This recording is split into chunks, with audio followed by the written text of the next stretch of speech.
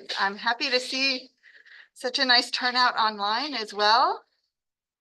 I'm Karen Bartow. I'm a writing specialist here at the University of Arizona's Writing Skills Improvement Program. We're in the College of Humanities. And as a writing program, we have been in existence for over 40 years now. And we always take pride in really working to support all writers as effectively as we can. And that includes certainly multilingual writers, bilingual and multilingual writers. So we are involved in many initiatives here on campus, in addition to doing our own practices within our center. But we were just super excited when we heard that our speaker would be in town because she shares a lot of similar goals about effectively supporting bilingual writers like we do. So today we have with us Dr. Lucy Blaney-Laible from the University of Stuttgart. She is the director of the Bilingual Writing Center there. And she is also alumna of the University of Arizona here, the Spanish and Portuguese department. So it's exciting to have her back on campus. And without further ado, I will pass it over to Lucy/Dr. Blaney-Laible. Welcome, Lucy. Thank you for coming. Hi, everyone. I'm really thrilled that I was able to sort of bridge my many interests today. One is visiting my alma mater, of course, and the other is bilingual writing centers. Today's presentation is brought to you by myself, of course, but also one of my assistants in the writing center, student assistant Francisca. I'm used to telling administrators why they should give me more money, but I don't want any money from you. So I wasn't really sure how to approach this presentation until Francisca told me that I had lost the red thread, which is what we call the argumentation structure in German. We call it the rote Faden. And then I realized you probably want to know more than just what I do on a daily basis and what our writing center looks like, and actually know how I solve problems at the writing center. So just to give you an idea of my background, as Karen said, I studied at the U of A. I got a PhD in Spanish and Portuguese comparative literatures, and then, as one does, fell in love with the German and moved to Germany, and then had to figure out what to do with myself in Germany. My Spanish and Portuguese degree, unfortunately, was not in high demand. There's a really strong predisposition to native speakers in Germany. And also, you cannot get a Spanish or Portuguese degree in Stuttgart. It's not offered at the University of Stuttgart or really anywhere in the region. There is a department called Romanistic, but that's primarily French and Italian. So my skills were in need of a pivot, so to speak. And that's how I ended up working at the Language Center at the University of Stuttgart. And through that, eventually became head of the Language Center, and then eventually head of the Writing Center also. This is a picture of our beautiful building. I covered up most of it with a circle because the clouds are very nice and the rest of the building is fine. Although I have been told that I should thank my lucky stars that our restrooms are working properly, because apparently other parts of campus have that concern. As you may know, if you're a history buff, Stuttgart really got bombed to pieces during World War II, and so therefore most of the buildings are rebuilds on the quick, and they're made out of concrete. So they're quite sturdy and functional, but I'm not sure if I would call them architecturally impressive on the whole. But we're fine with it. So I came from a sort of a liberal arts background and ended up at a really large technical university by German standards. So one of the big challenges was, how do I adjust my skill set and how do I adjust what we offer to accommodate a large technical university? things such as maybe creative writing are not so popular at this particular university. We have a multilingual student population. I'll tell you a little bit more about the background of that as we go through. We have a large number of various writing traditions and writing styles. That's of course because we're located in Europe, but also because of the multilingualism, the background of a variety of different types of students. We have a very strong need for area-specific writing styles, not just general writing styles like composition type papers, but also really strong technical writing skills. The other issue, and if you're tuning in from a writing center, you probably know this problem very well.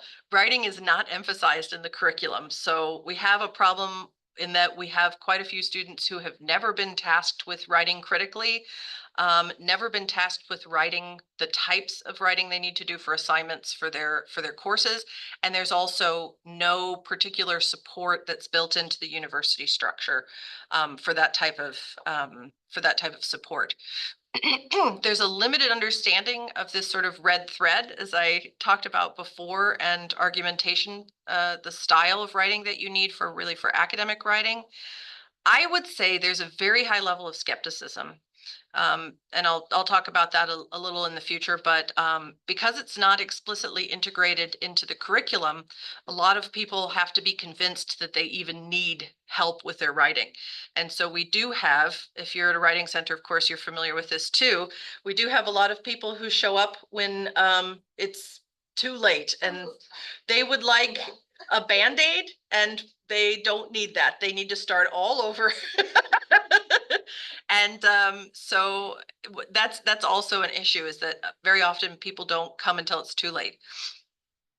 We have a very, I mean, I would say extremely limited time in the study schedule. And I'll talk a little bit about that as we go. And then at University of Stuttgart, this is a little bit of a problem, but you may also know it if you say you're spread between University of Arizona and University of Arizona South, or one of the other campuses. We have two separate campuses. And so getting students to come to us is sometimes difficult, or even to come to anything is difficult. But we do like to have face-to-face contact if we can, although we do offer some things online. So I have all of these challenges. Some of these challenges were already addressed when I became head of the Writing Center, and some of them had not been addressed yet, and I'll give you a little bit of an idea of how we accommodate them. Of course, it's important to note I don't work by myself. I have in particular three really strong colleagues. One of them is present here on Bilingual. You can see her face there. She's wearing glasses and she's up in the middle of the night, and didn't have to be, but I'm very glad that you came. I also have Susanne Klug, who works full-time at the Writing Center, and Daniel Schäufele, who runs the English side of the Writing Center. So they're mostly responsible. I'll show you a diagram later maybe of what our organizational structure looks like, but the Writing Center members are directly under me as director. They don't have separate heads, for example, for each language. They're sort of working as more as a non-hierarchical collaborative structure, which is really important, I think, and I'll explain why in a minute. So we're a large technical university. We've got about 21,000 students for Germany. That's a large university. And almost exclusively technical majors: aerospace engineering, mechanical engineering, technology management, computer sciences. And then we have the architects, who by our standards are the creative types. So, we do have an English program. We do have a history program. Those programs are almost exclusively linked to people who are training to become high school teachers. So we don't have, say, a standalone English program where you get an English degree and then a master's and perhaps even a PhD. There's some very, very limited PhD activity in the humanities, but it's really a tiny fraction. Most of the majors are in aerospace, mechanical engineering, and as a realist in this case, that's where the money is. So we also have to focus on the bulk of the students and where a lot of the funding opportunities are. And as I mentioned before, unless you're in the English department, writing is not integrated into the curriculum. So German standard is really, you figure it out for yourself. And that leads to quite a lot of problems, but also a high level of personal responsibility in some areas. I mean, it's not all bad. I try to be very careful about German bashing because, boy, do they have great health insurance. They really do. Retirement plans, lovely. So it's not all bad, trust me. So as I said, the student body is extremely limited in study schedule. If you're familiar with the Bologna agreement in Europe, it's that they standardized. It used to be that in Germany you would get approximately a 5 to 6 year diploma before, which is sort of the equivalent of what we would call a master's here. So you'd go all the way through the whole thing. Now they have a bachelor's master's system, and that matches what you might know from England. So a bachelor's program is 3 years, and that's highly condensed. And there is almost zero gen ed. So that whole year of figuring out your life that some people have at university does not happen in Germany. You know where you're going and what you're studying, and that's it. You go and study it. So a lot of the what I would consider gen ed classes happen actually in high school, and they have a very demanding high school exiting exam called the Abitur, where they have several focus areas that they have to pass. And so a lot of that world history, English classes, French classes, those happen in high school. So we get them ready to become engineers and not ready to learn how to write. So we have to adapt to that system. And then, as I said before, we're spread across 2 campuses and they're highly skeptical.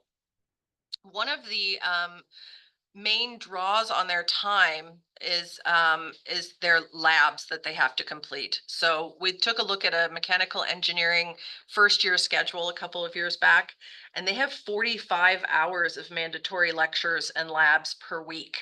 So if you've already got 45 hours of lectures and labs, drawing someone into an optional writing course is extremely challenging. But I'll tell you how we convinced them to come to us. We've managed to convince a fair few, but you'll see in a minute. We have a really heterogeneous group. So we have a multilingual student population in the neighborhood of 23% international students. By international, I mean non-German. The bulk of those people come from other places in Europe or places like Turkey, Egypt, a few other European countries. Some of them are Romance language speakers, but many of them are not.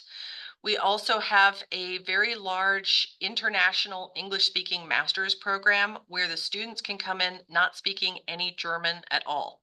The programs are completed entirely in English. Um, it, it's a little bit challenging. I mean, I imagine just showing up in China and not speaking any Chinese and studying in English, but having to find your way around. It's certainly very difficult for them. And then the German students who come up through the German education system tend to have excellent English. I would say minimum the Abitur grade, if you score the standard points or the higher level of points on the Abitur, the high school exiting exam, you have a B2 to C1 level, which is intermediate high to advanced in English. So that's they tend to be excellent in English. So we're not talking, it is an L2 writing program when we're talking about English, but it's not an L2 program that starts, say, at the A1 introductory level. We have pretty high levels of English. There are various writing traditions and writing styles, and that comes with having a large multilingual population. And then, as I said before, there's a need for area-specific writing. So we do want to teach them how to write technical papers. We want to teach them how to write theses and dissertations. And we also really want to teach them how to write articles for publication because, as we all know, if you're in academia, that's the currency here is how much you can publish. All of these challenges led us to sort of establish key priorities for attracting and helping our students. One is that our courses are flexible and accessible. So like you heard, if you have 45 hours of education that's mandatory per week, there's no way that you're going to be able to go to something that's not flexible. So we have a lot of different times that we offer things. We offer evening courses, we offer compact courses, we offer weekend courses. We offer courses during the university lecture-free period, sort of the breaks. We try to minimize the amount of time investment that students have to give because, as I told you before, it's really difficult. Getting someone to come to a full semester course on what we call a 2-hour basis. So that would mean 2 teaching units per week times 15 weeks. So that's 90 minutes times 15 is real tough. It's really, really hard to get them for an hour and a half a week. So we have a different sort of strategy I'm going to explain to you that hopefully, well, it has worked. It's been highly successful until now. They have to know clear outcomes. So there's really, I mean, I'm sure all of you have gotten past the idea of busy work, but it's not just busy work. I feel almost like we're selling what we do as we're doing it. So just getting them in the door is not the only thing. We also have to essentially constantly convince them that what we're doing is worth their time and effort investment, and also concretely what they can do with it. So when I set up something like a mechanical engineering writing course, we talk to working engineers and ask them what types of vocabulary, what types of writing assignments, where they go to look things up, so that we can say, look, when you go to the workplace, this is exactly the writing you'll have to do. And this is, and that we've researched it ahead of time, that they don't think that we're just offering the same thing to every person. There's a certain amount of tailoring there. And then also motivation that comes with the clear outcomes, but motivating them to come to the classes and to complete the classes is really challenging, but we try to keep pushing them as much as we can. So this is the solution that I didn't come up with. This is actually the solution of my colleagues, but we've copied it also for our English offerings, and it has been immensely successful. So I've brought with me, I think, some flyers of our mini course program. And for those who are participating online, I'll provide you with a few of the mini course examples so you can have a look. So we have a German writing center and an English writing center that's all one writing center. We call it the Bilingual Writing Center, also called the Schreibwerkstatt, which means writer's workshop in German. So writing center, writer's workshop. And we set up a program that's a la carte. So in each language, we have in the neighborhood of 20 to 25 individual mini courses that are offered per semester. Some of them are offered in person, say in a classroom, traditional classroom format. Some are offered synchronous online, so they participate via WebEx, that's our version of Zoom. And then they also have simultaneous exercises that they might do on Elias, that's much like Moodle. And then we have some courses that are purely asynchronous. They're not exactly MOOCs, but they are asynchronous. So it's sort of a self-taught guided program, and then they have to complete certain things. The workload's about 3 hours per mini course, but it depends on the participant. Of course, some people take longer. Some people need to finish the assignment at the end. So the class time is somewhere between 90 minutes and 3 hours, but the total workload per mini course is 3 hours.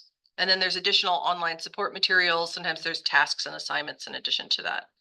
So the way it works is you can take as many mini courses as you want at 3 hours a piece, approximate workload, or you can combine the mini courses. It's somewhere between 7 and 8, depending, we change our mind once in a while.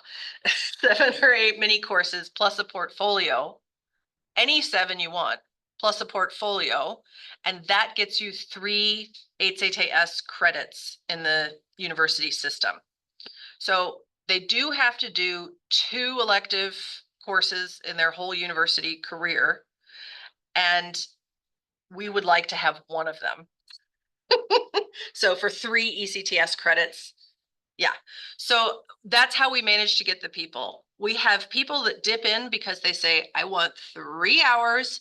I want to know how to do this particular grammar thing I never understood, or I want to know how to do science writing. I've never heard of it, or I've been told my emails are too rude. I want 3 hours of that, and then leave me alone forever. course, we put them on the listserv for our promotional emails, but sometimes they come back. But so some people say, I want to dip in, I want to do 3 hours and then leave me alone. That's enough. And we have a large number of PhD students that do that. They're primarily second language PhD students. So their native language is something other than English and they dip in. We also have a few that dip into German who are not German native speakers. But the German side is also very exciting because they have quite a lot of courses on time management, on motivation in writing, on study skills. So we also do get quite a few non-native speakers in there, but it's geared towards native speakers. And then if you want to combine 7 plus a portfolio and submit everything, then you get your course credits. So this is led partially to the Language Center becoming the largest provider of elective credits at the university. Yeah, so we have about 6,000 elective enrollments per year at present, yeah, which is very exciting. That's not just the Writing Center. I don't want to overshoot. The Writing Center is in the neighborhood of 1,000 enrollments per semester now, but the overall enrollment also includes Spanish classes, German classes, all those other enrollments. So it's been immensely successful. The individual mini course enrollment goes in the multiple thousands. We don't really have a way of tracking who's done 2 mini courses and who's done 3. So we just count the individual course enrollments, but it's quite high at the moment. And that's because of the low time investment and the high practicality, I think. So a lot of people say, oh, my professor said my English is bad or my German is bad. I need to dip in and sort this problem out, but I'm not dedicating an entire semester to this. I'm not into it. Then we have some students who say, well, I want to learn a few different things. And then we say, excuse me, you've already gotten your way halfway to an elective credit. Why start all over again? Why not just finish? And they do. One of our, we do a lot of PR, but one of the key elements of this is that we allow enrollment later in the semester than everybody else because you don't have to start on the first day to complete the elective credits. So you can go about a quarter to a third of the way into the semester and then go, oh, I was supposed to do an elective. And then we have advertisements all over the place that say, it's not too late, come to us. And so we do grab a few that way. We also extend beyond the semester into the ability to finish the course. So usually you take the final exam on the last day, the course is over, done. We say you have until about a month after the semester ends to submit your portfolio to finish the course. And we have a flexible grading system, so we're able to do that. We set our own deadlines as opposed to having central deadlines, but we also have a lot of students who ended up completing, even though the semester got hectic. They decided, oh, ugh, I can do the courses, but I can't finish the portfolio. And we say, what? You have a month. You can, take your time. And they do. And the portfolio is entirely digital, so they can submit it from their home country if they've returned somewhere. So it works out really well for them. So you can take it with credits if you want, or you could take it without credits. We have a couple of PhD students who build themselves a little patchwork of credits out of these. In Germany, your PhD advisor determines whether you can have credits for something or not. They don't usually do coursework in Germany for a PhD, but they do have to do some what you might consider general skills credits or extra academic skills credits. So we do have some PhD students who will take 5 or 6 of these and then ask for confirmation that they've attended and then take it to their advisor and get credit for it. We also have a couple of PhD students who will just take a Spanish class and ask for PhD credits. Sometimes they get away with it too, which I encourage. I say, take what you can get. And of course, Spanish is useful for your future academic degree anyway, if you're planning on working abroad or anything like that. So yeah. So 3 ECTS credits is 1 course essentially, and then you would need 2 over the course of your bachelor's. There's a couple of master's programs that require elective credits as well, and we have a really large number of master's students in the international master's programs who do the English mini courses as well. And the main reason is, and this is an issue close to my heart, and I'm sure if you work at a university, you're well versed in shouting into the wind. And the wind comes from the administration building. B2 English is not enough to write a thesis. You cannot write a thesis with just B2 on a TOEFL or an IELTS test. It's just not possible. But B2 is the admissions requirement for an international master's program. And then there's no more English requirement, no more development requirement. And it's just sort of expected that although writing's not integrated into the curriculum, that by just taking classes in English from a German native speaker, I mean, not that that's a bad thing, but I'm just saying the class is not an English class. It's just a person who happens to be teaching in English, that somehow you will achieve thesis writing ability. Fortunately, some of those students figure this out and come to us and either take a full semester thesis writing course. We do have a few master's programs, international master's programs, that integrate a full course. They sort of buy us in and require their students to do the course. One of the international master's programs told me that 50% of their master's fails are the result of language skills, that the thesis is not written in acceptable English. That to me is tragic. Our largest population of international students is Chinese. But we have international students, particularly from all over in the developing world. We have programs in water management, we have IT programs, so we have people coming from all over the place. And some of these people are really scraping together the money to come. It's not cheap to live in Stuttgart. It's actually one of the most expensive cities in the country at the moment for rent and things like that. So to come for 2 or 3 years and do a master's degree and then to bomb out on the English is, for me, absolutely tragic. I mean, that's just the worst. And so I really appreciate it when the individual programs ask us to come in and work with their students so that they avoid that eventuality and so that they can be successful. We really want them to write a great master's thesis and possibly move on to PhD level if they're able. But they have to really show that they're able to not just do excellent research, but to publish, because that's how the university works. You have to be able to bring in grant money by publishing and writing grants. So I think I told you this, for per semester, we have about 20 plus mini courses for each language, so English and German. From winter semester until now, we had about 92 German mini courses and in the neighborhood of 8,664 or 864 registrations. In English, 78. We have a little bit fewer English courses because we have some of the sort of really general courses like study skills we don't always offer in both languages. It depends. The best part about the mini course system is that you can have an idea and at relatively very low cost in times of work hours and in terms of cost, money cost, you can set up a mini course and test it out and see if it works or not. If it doesn't work, then you can just scrap it. And if it, or shift it in time, you don't have to reserve a room for the entire semester. So it's a really flexible method. So sometimes the English department or the English courses are fewer. Sometimes the German courses are fewer just because we're playing out ideas and then maybe opening and closing different formats. We celebrated our 10-year anniversary of our bilingual writing center.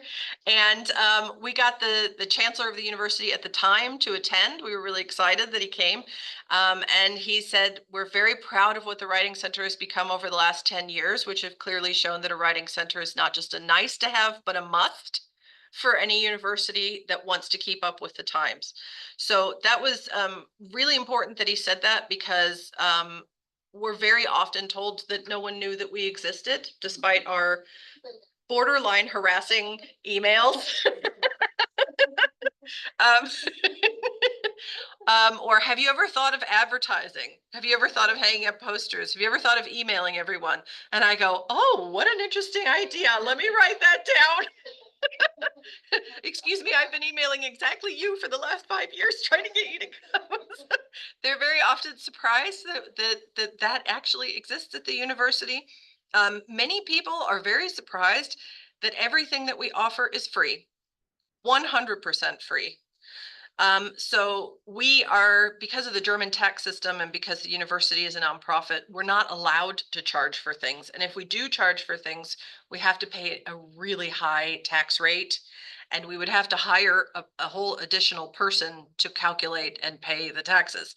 So we figured we were trying to take in 50 euros per workshop for PhD students.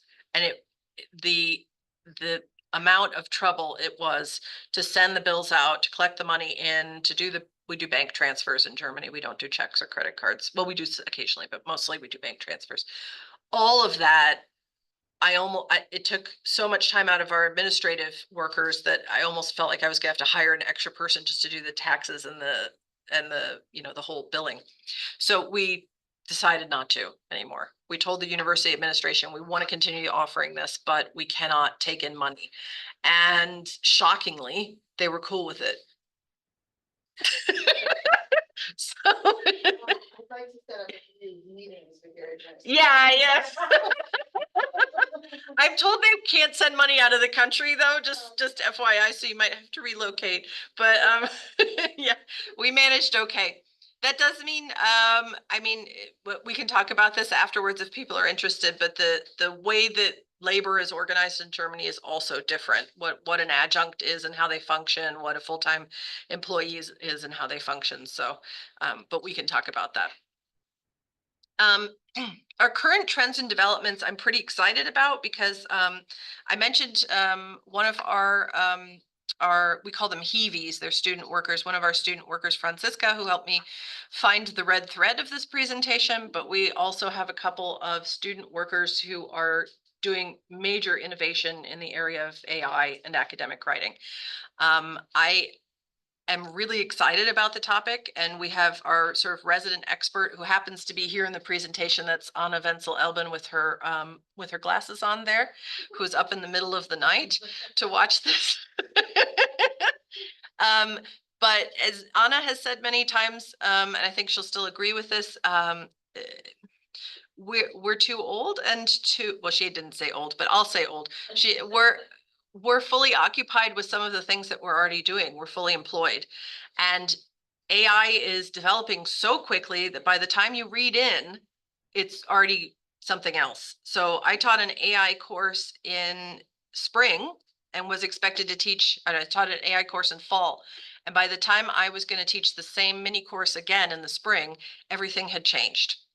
And so to develop the AI, it was just a mini course, it's 3 hours, but to develop the whole thing took me, again, the same amount of time as starting over. So we really rely very heavily on our student workers to tell us what they're learning in the classroom. We have students that are studying linguistics or Anglistic, which is English, and other fields like that, or computer science, who really look at what's being developed and what's being taught and talk to their fellow students and then tell us. Just like they whisper to us about Instagram, don't do that, it's too cringe. I've been told, don't do that, it's sticky, or I don't know what they have weird words, but but we need them for those types of things because we just don't have the energy to keep up with all of it anymore. So we're adapting to the developments in AI, but our perspective is that you can't ignore it. I often say it's very much like a graphing calculator. You have to know how to use it effectively. It's a tool, one of many tools. It can't do the thinking for you. But I have seen it in several situations as really, really helpful for people who have disabilities. So one person in particular I know who has ADD cannot generate text. This person will sit and think and think and think, and they have amazing ideas and they do not turn into text. But if they tell the AI their ideas, the AI generates bulk text, and then this person is a wonderful editor, and it doesn't remain the text that it came out that the AI chucked out, but it really helps this person overcome that initial bulk text production. So I get really excited about it when I see it do things like that. The other further development that's very exciting is open educational resources. We're participating with the state and the country on open educational resources to produce things that are open to everyone.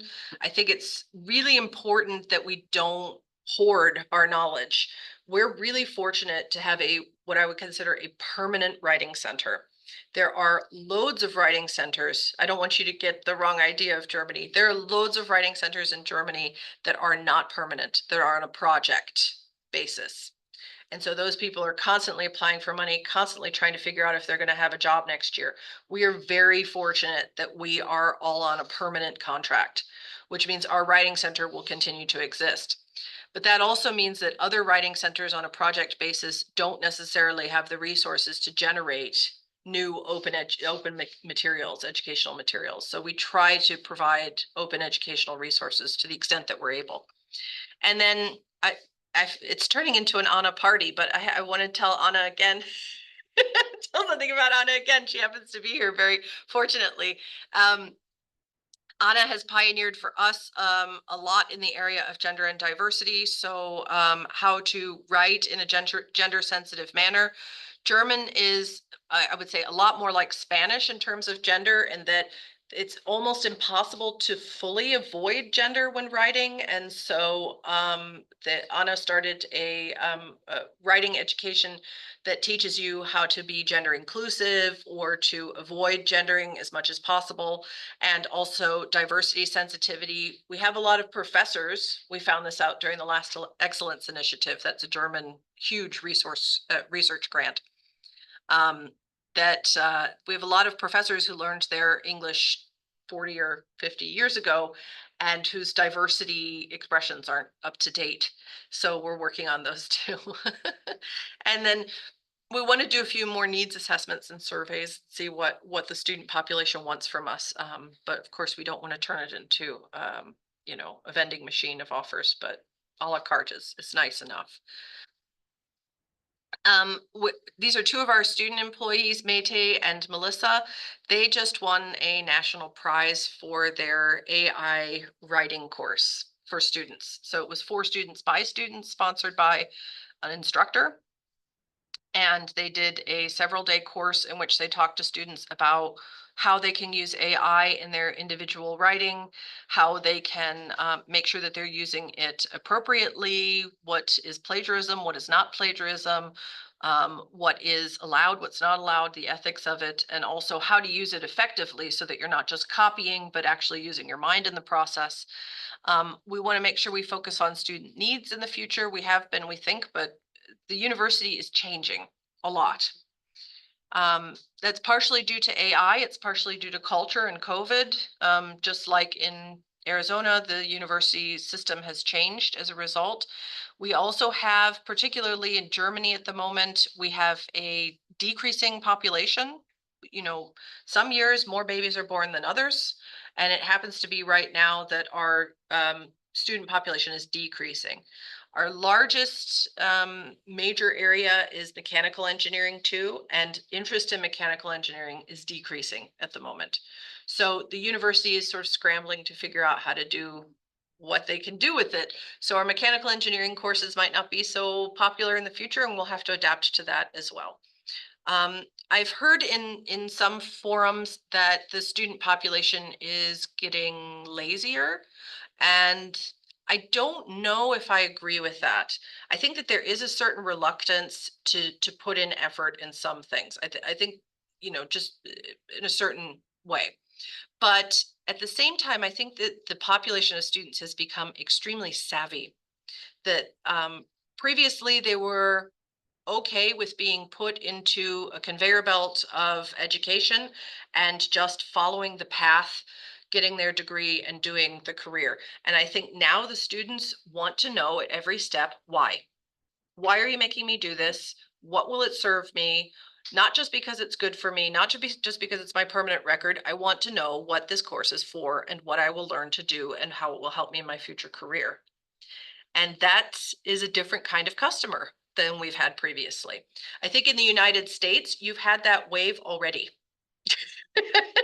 In Germany, where education is essentially free, it's changed, but we can't just assume it's free everywhere in Germany. We can't just assume they'll come to our particular university just because it's also free there. We have to have something that appeals to them and shows them that they want to be there and that they're going to earn something important.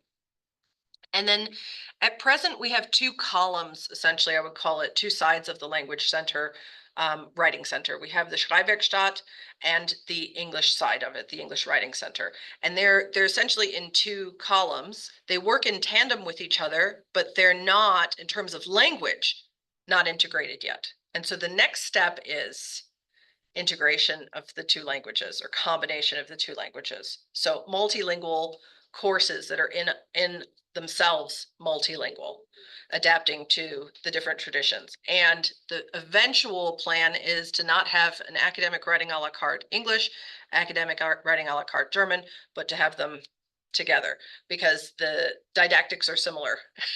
So there are differences in German writing traditions and English writing traditions, so you can't overlap entirely, but we're hoping to allow students, because we have this a la carte system, to combine courses so that they can sort of build their own multilingual credits, which would be, that's next. It's very complicated. So thank you very much for coming. I'm really happy that I put on lipstick because my mother came.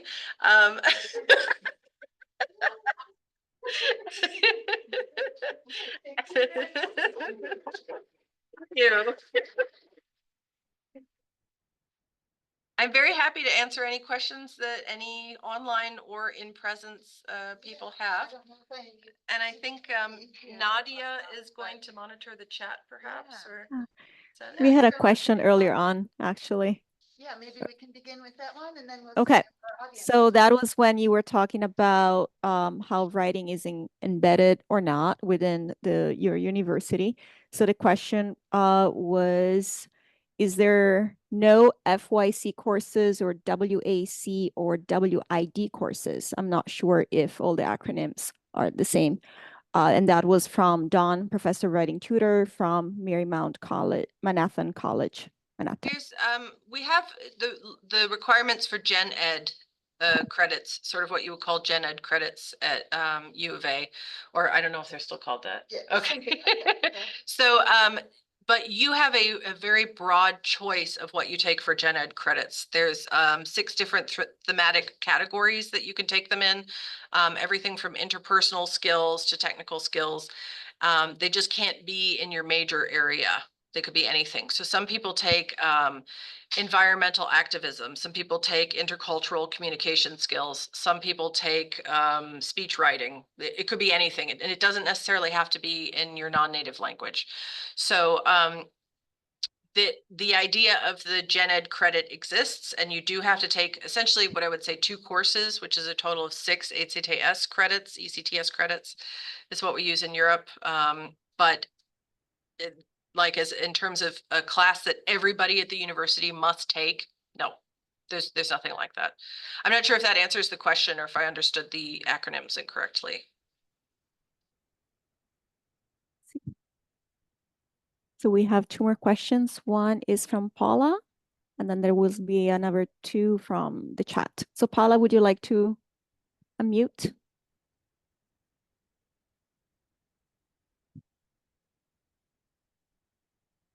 Paula, would you like to ask your question?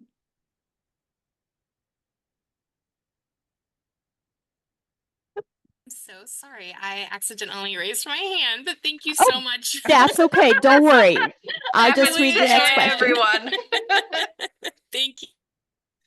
All right. So, okay, from Alyssa, we have, what will your approach to the multilingual phase be? That is, will you offer all content in both languages in a session, or will you engage with translingualism or something else? The first step would be to allow, right now you take all your classes or all your mini courses in one column or the other. Either you do all German a la carte or all English a la carte. My first step would be to say, okay, 2 or 3 of those classes could be in the opposite language so that you don't have to take everything in English or you don't have to take everything in German. You could switch across and still get the 3 ECTS credits. The translingualing is the next step. but I haven't quite gotten there yet. I haven't read enough into the topic to start actually doing the translingualing with us yet. And the population is very mixed, so I'd have to make sure that the level of effort met the payout, so to speak.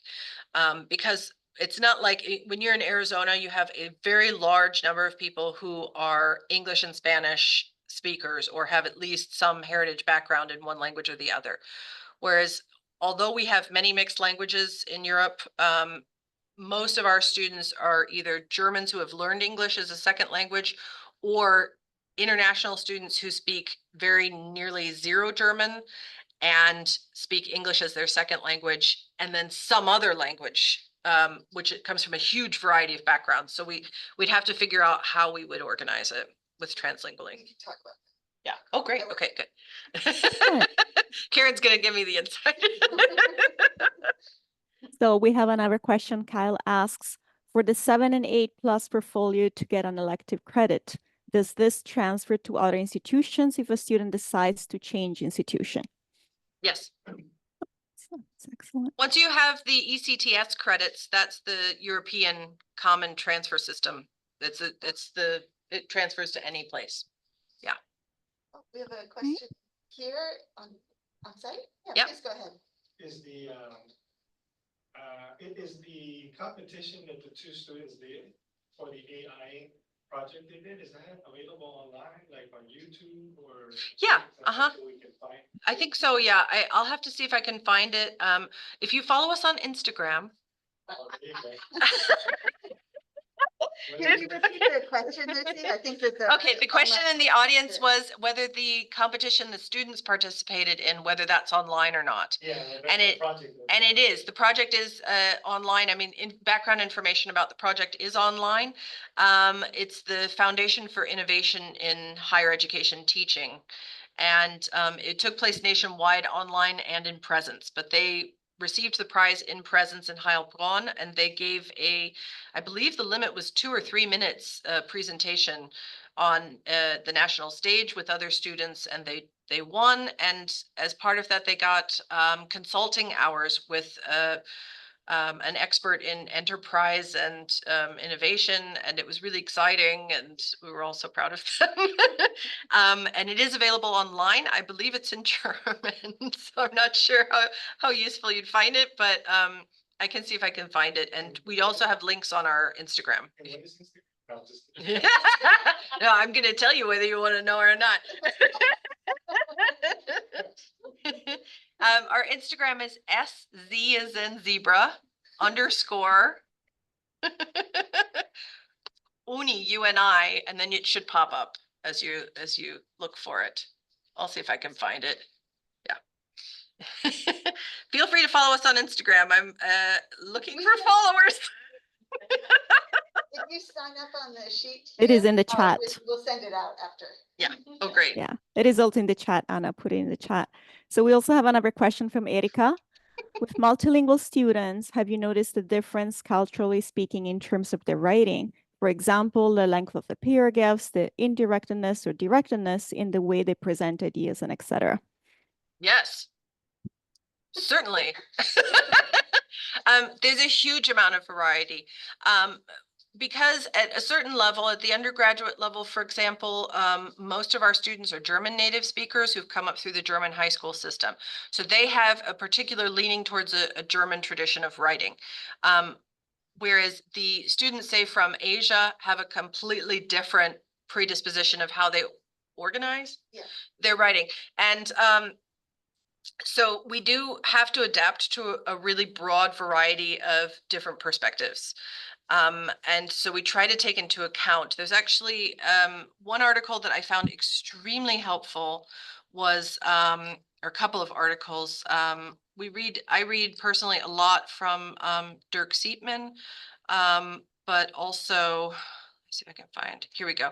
I'm not sure if you're able to see the screen here. Yeah. Cultural differences in organizations of academic texts, English and German is one of my go-to articles. I know it's from 1987. It's still good. And Dirk Siepman also, who writes a lot in Europe. If you're a writing center member in Europe, you know Dirk Siepman. And he does a lot of comparison between English, French, and German. And that's also was a major eye-opener in how to organize academic texts. One of my favorite topics is reader friendliness, which is a very foreign concept to a lot of academic writers, and which is great. They need it. So I have a lot of material that I do on reader friendliness and what that means in English. And that's pretty eye-opening to a lot of people. There was a study at ETH Zurich, the University of Zurich, the Technical University in Zurich, in, I want to say 2008. And what was the guy's name? Thomas, I believe, found that in most of the rejected papers that scientists had there, that the main reason for the rejection was that the paper wasn't reader friendly. And the problem is that they didn't explain what reader friendly means. So to a German, reader friendliness is, what is your problem? Figure it out for yourself. If you're reading it and you don't understand it, that's your fault. I can't make you smart enough to understand my writing. So in English, of course, if you don't understand my writing, that's my fault. They have a high level of author responsibility. And so that's a concept that I end up teaching a lot. And that works, fortunately, for any type of writer, whether they come from a German background or any other world language. Yeah, so yes, we do have to adapt. That was a long, short answer. All right, we have one more question from Andrea. Do you offer individual support tutoring as well? Are your students and staff members multilingual? Yes. The short answer is yes. We do offer appointments via, you sign up for it via email. We used to have a central appointment booking system, but it wasn't working out. We didn't renew it. So people generally just write in via email. I find that by the time they write to us, it's a bit late in the game and they should have been going to the mini courses. So my approach at present is to go to the big welcome educational things when they come at the very beginning. For freshmen, we will go to anything. I sometimes say we'll go to the opening of an envelope. We'll go anywhere and give a 5 or 10 minute presentation on top 10 things you never knew about academic writing, or how to make sure you don't bomb your thesis, that sort of thing, to get people's attention. And then tell them, come to me before the tiers, come to me first, and we'll help you figure it out before it becomes a problem. And that's very effective. Yeah, but we do offer individual appointments. The members of the Writing Center all speak German. Some of them speak English. They don't cross in terms of what language they tutor in. So the English coordinator works in the English and the German coordinators work in German, but they collaborate together on what they offer.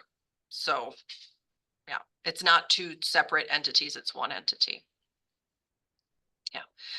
I get the question a lot. Sorry, I don't mean to run off on a tangent, but I do get the question a lot of why the Writing Center is not in the English department, because we do have an English department and a German department, which are also both under me in the Language Center. The reason we did that was because we wanted to separate writing didactics into its own thing and not make it about second language acquisition, but about writing.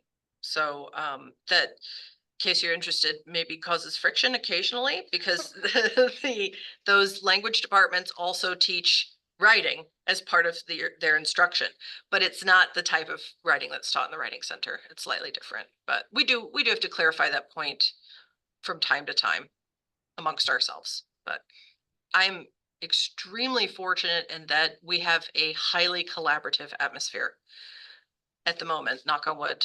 There's everyone is pulling in the same direction. The level of teamwork and engagement is very high. So yeah, with little problems we work out, but generally we're really good at developing things together. Awesome. Jennifer, you have a question? I do. Hi, I just want to say hi from someone else who's taught in Stuttgart, Germany. It was the first place I taught college or a higher level. And it was before I knew the beauty of writing centers and appreciating sort of the young user's language. But thanks so much for taking me back to those days and that thought and those German students learning in the English ways. I love what you said about Germans and how they feel about their audience. I think a lot of that is so interesting how the culture plays into the writing work. Great, thank you so much. Were there any other questions in the room or online? I don't see any other question in the chat. Great.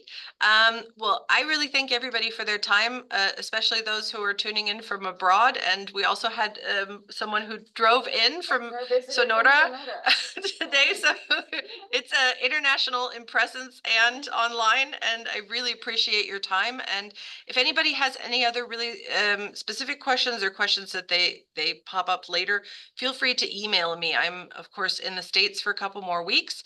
But after that, I'll be able to answer emails, and we're really interested in networking and exchanging ideas. We're members of networks within Europe and within Germany, and every writing center is a little bit different. We all have our little quirks and our little tricks for overcoming things.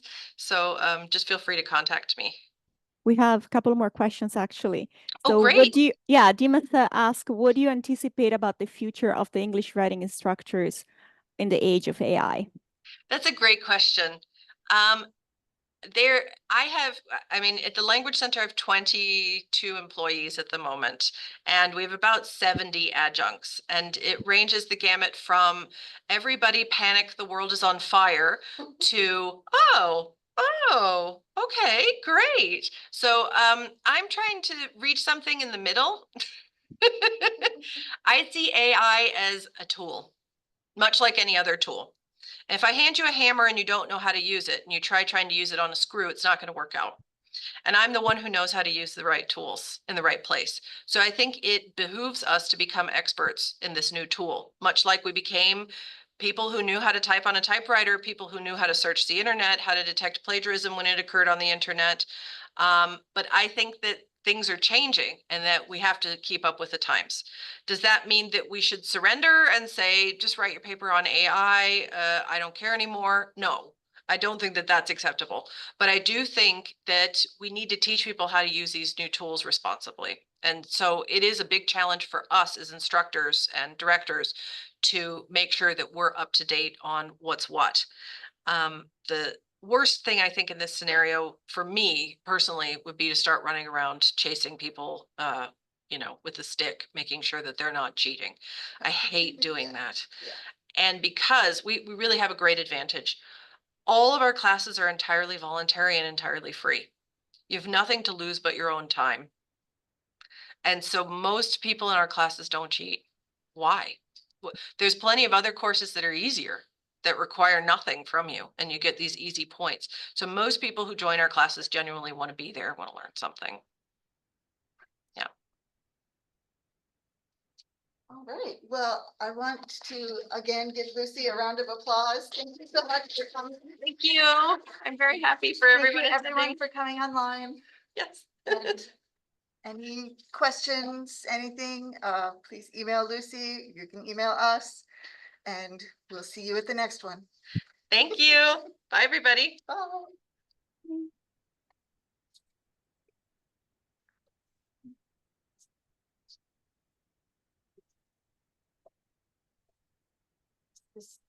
Oh, I can try to get the recording.